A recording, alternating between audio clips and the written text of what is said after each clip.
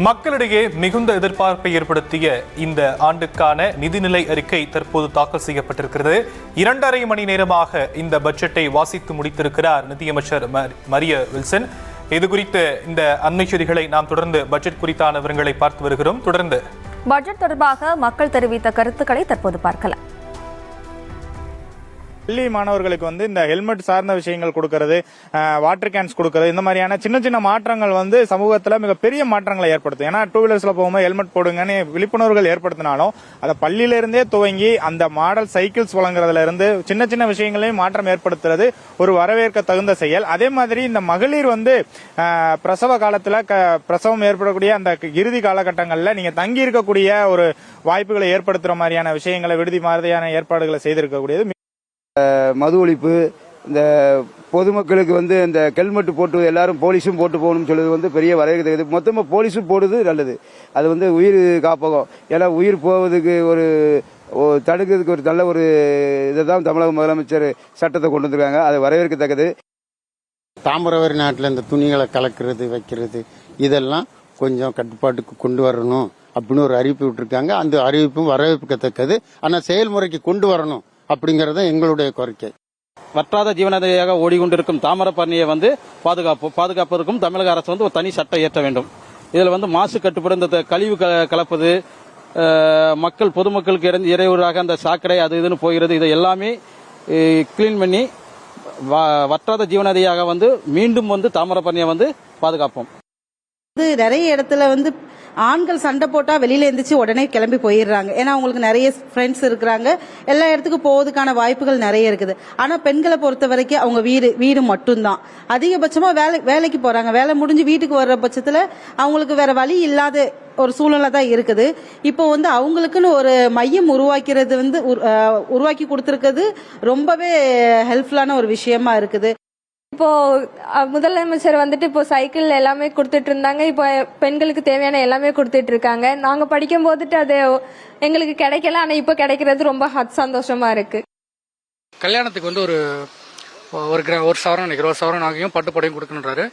அதோட ப்ரொசீஜரை ரொம்ப கொஞ்சம் ஈஸி ஆகிட்டா நல்லா இருக்கும். ஏன்னா நானும் அதை ஏடிஎம்கே பீரியட்ல ட்ரை பண்ணேன். அது வாங்கிறது ரொம்ப கஷ்டமா இருந்தது.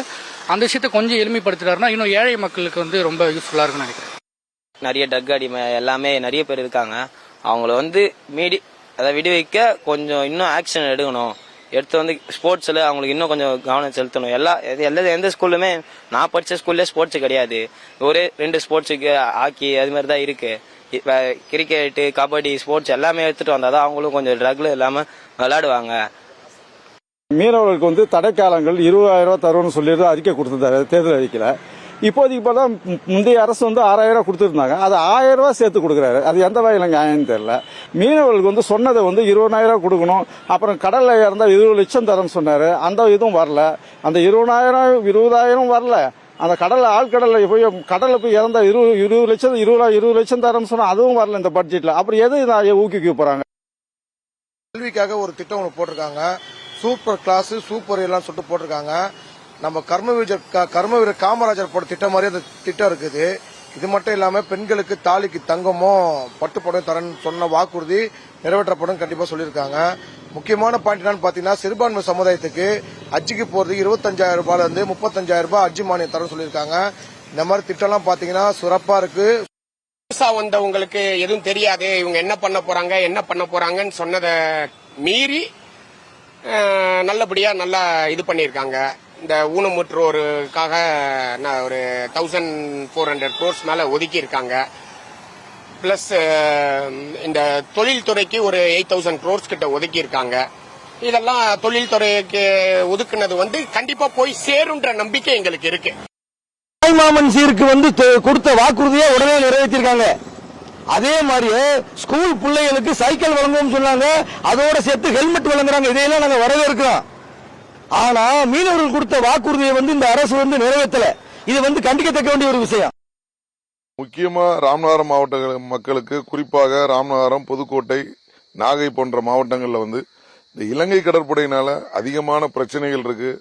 இந்த பிரச்சனைக்கு ஒரு நிரந்தர தீர்வு காணணும். இலங்கை கடற்படையினால பாதிக்கப்பட்டு வாழ்வு இழந்த குடும்பங்களுக்கு மறுவாழ்வு திட்டமாக முந்தைய தமிழக அரசு படகுகளுக்கு இழப்பீடு வழங்கியது போல இப்போ இருக்கிற தமிழக அரசு உடனடியாக பாதிக்கப்பட்ட குடும்பங்களுக்கு இழப்பீடு வழங்குறதுக்கு நிதி வழங்கணும்.